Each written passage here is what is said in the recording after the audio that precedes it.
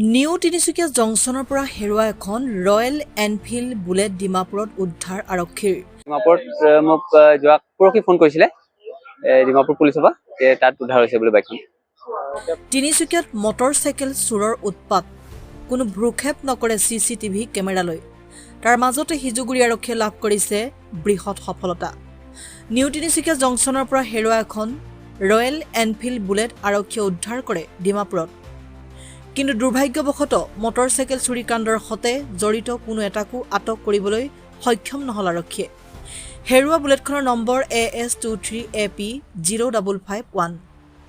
8 জুনত ৰেলৱে কেম্পাছৰ ভিতৰৰ পৰা কৰ্মচাৰীগৰাকীৰ বুলেটখন চুৰি হৈছিল।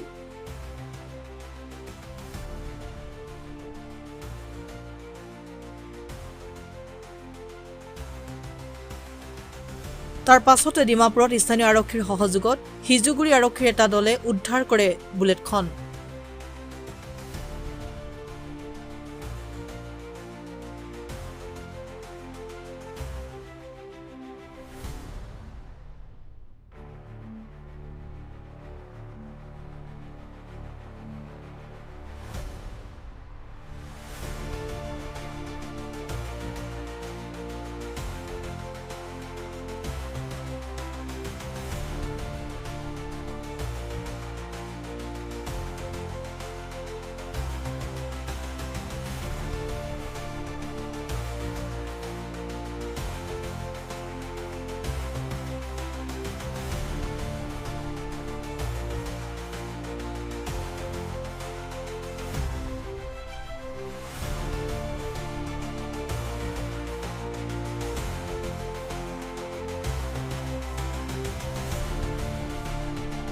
জ্যোতি হাজৰিকা।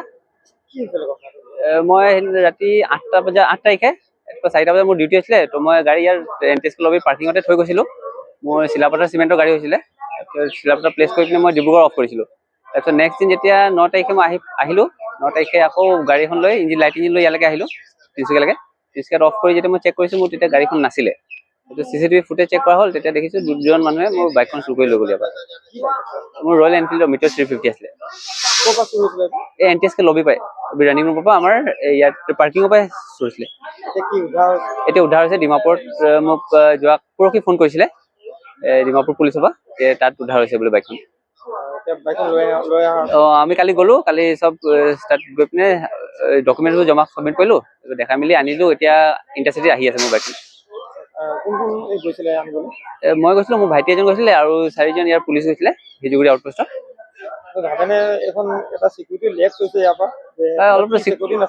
চিকিউৰিটি লেপছ আছিলে অলপ আৰু আপোনাৰ এতিয়া কেনেকৈ ক'ব পাৰিব এতিয়া আৰু